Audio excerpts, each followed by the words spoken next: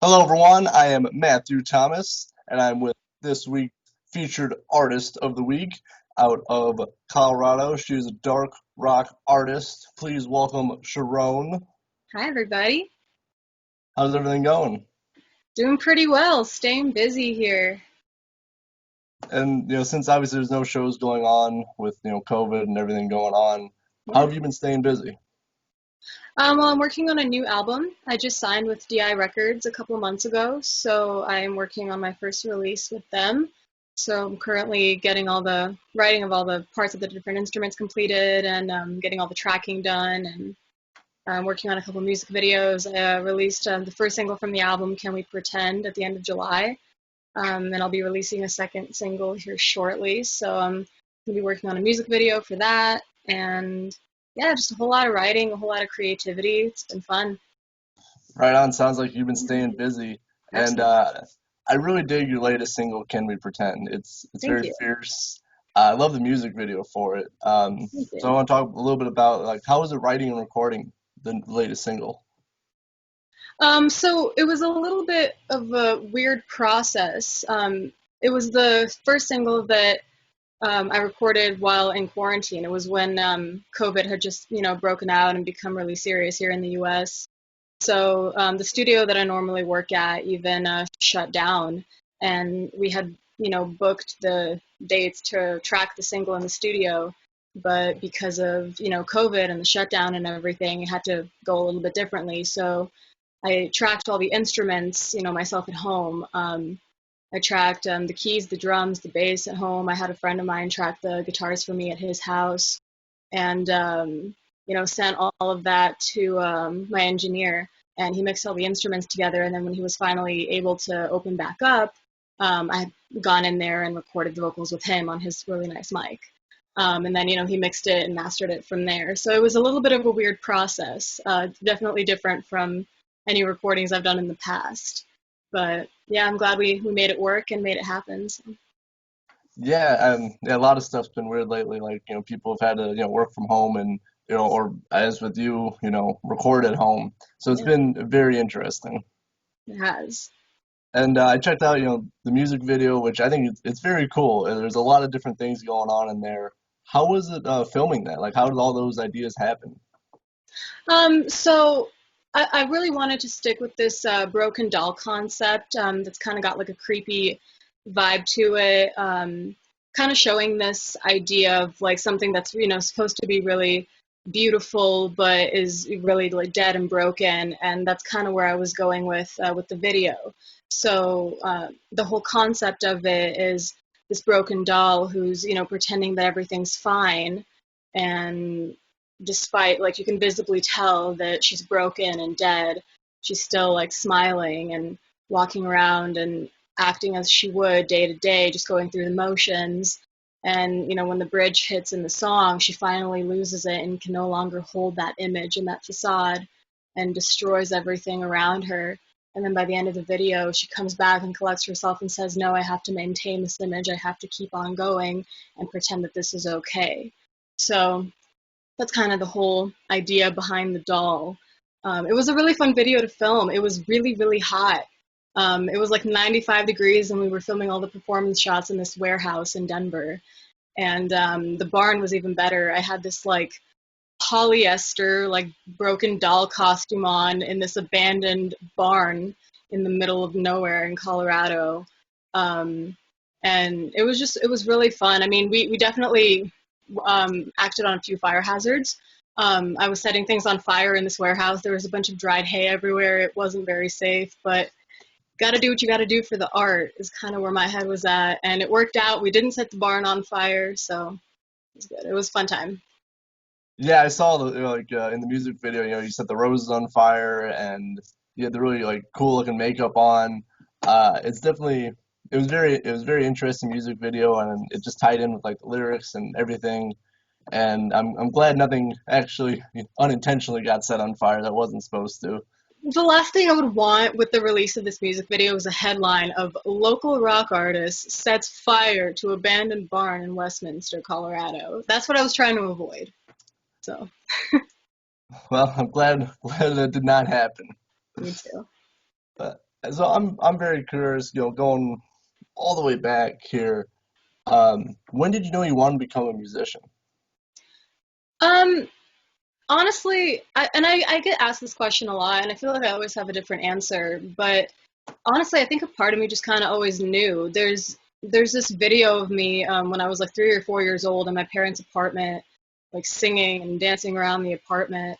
Um, it's just always kind of been a part of me. I've always been a performer. I've always kind of known that I wanted to sing.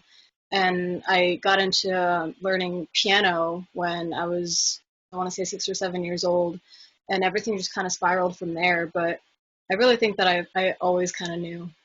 So, And you've been pumping out some great music. Obviously the latest single, "Can We Pretend?" I know last year you released, I think it was in September, "Reflections." in December, yeah, I released December. Okay, Reflections. sorry. Yeah. So that was your latest album. It was Mhm. December of last year. How was it, writing that album? It was great. It was very therapeutic. The album is very true to its name as far as the themes and the topics go. It's an album of self-reflection and exploring yourself as a person, and finding the flaws in yourself and the mistakes that you've made, and kind of acknowledging them, and finding ways to be better in the future and deal with things better in the future. And it was a very important album for me to write. I'd gone through a major change. I dropped my whole band and went solo, and it was just really like a finding yourself kind of album. And I've found that a lot of people, since I've released it, have come to me and said that they really relate to certain songs on the album in that kind of way, and that's been really cool to hear. So Yeah, I really like "Cold." That's actually my favorite off the yeah, album. I like the lyric, "Inspired by chaos," because I mean, especially right now, everything's in chaos right now. yeah. So it spoke to me a little bit. Yeah, I'll be doing a album review that'll be coming up in a few days on Reflections. So Okay. I, I'm looking for. I haven't listened to all of it yet, but I'm really digging what I have heard. Well, thank you very much. And I got a really fun question I always like to ask my artists that I interview. So if you're stuck on just a deserted island and you can only listen to one band's whole discography, who are you going with? I think I'll say Black Sabbath. That'll be my go-to. Do you prefer the Ozzy or the Dio years? Ozzy. Black Sabbath. Yes, Yeah. I can dig that. I Yeah. mean, even with Dio, I mean, it was still good, but I don't know. I think Dio didn't really fit the whole like Black Sabbath thing. Like Yeah, Oz, I think Ozzy definitely fit the feel that they were going for as a band, and it was just a whole different era for sure. But even as a front person, I mean, I only saw them, for the first time on their very last tour. I saw them twice actually on that tour. I saw them in Phoenix, and then in San Bernardino at Ozfest. And I'd seen videos of them playing, back in the day, and they were so fun and so energetic. And Ozzy is incredible, but watching him like in his old age now and running around on stage as an old man was so cute.